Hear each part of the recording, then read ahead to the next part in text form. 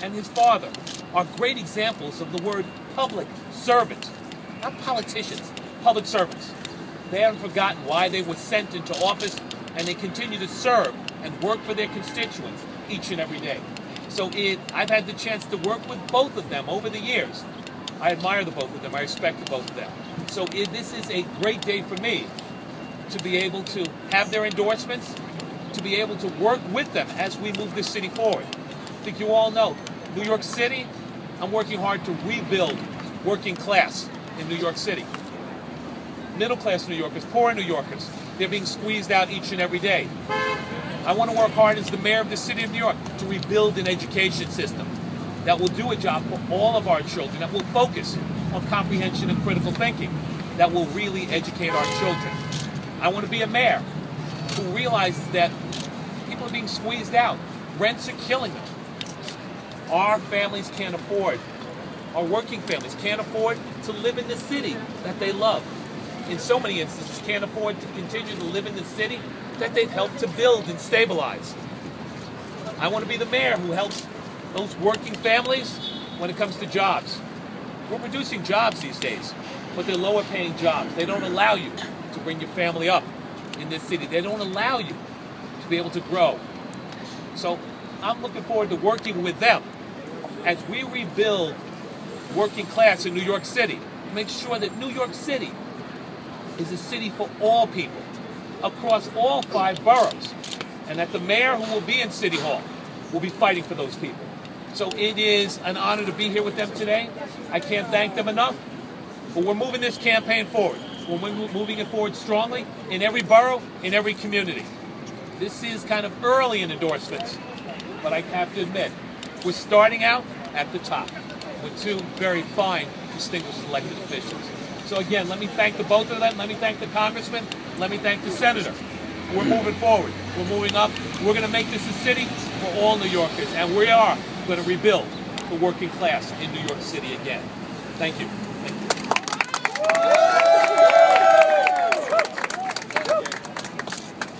Open it up for questions. Still. Oh. Dana?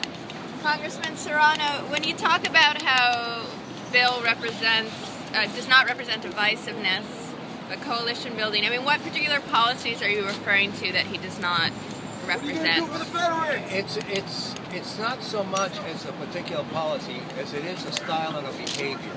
Every time he speaks, every time I've dealt with him, every time I've sat down with him, there's never been a conversation about that group or that group, but rather how we survive only when we work together. That's at the center of who I am. That's at the center of who he is. We've said on many occasions that we don't endorse candidates who come across as people who divide, playing one group. That's on tape everywhere that we've said throughout the years. So it's not a particular issue. It's all of the above. It's a behavior, it's a style, it's a belief that he believes New York is for all New Yorkers. And you heard it in his words, and you're hearing it from us also. Oh, Congressman, how do you feel about Adolfo Carrion running as a Latino mayor, candidate for mayor, dividing the community? I don't speak about people dividing when they run. Everybody has a right to run. I'm supporting the candidate who I believe will be the best mayor in New York City. That other issue is not about a primary, it's about an independent run, and I don't get involved with them. Mr. Thompson, as you may know, in the middle of the night last night, Christine Quinn scheduled a rival campaign event at this exact same time. It was sort of unprecedented. Do you think it says anything about her own campaign mentality, or is she worried, or what? You're going to have to ask other people about their campaigns. I just know that today, this is a great day for my campaign. This is a great day in being able to stand with 2 very distinguished New Yorkers as we look to move New York City forward. We're not looking to divide. We're not responding to others.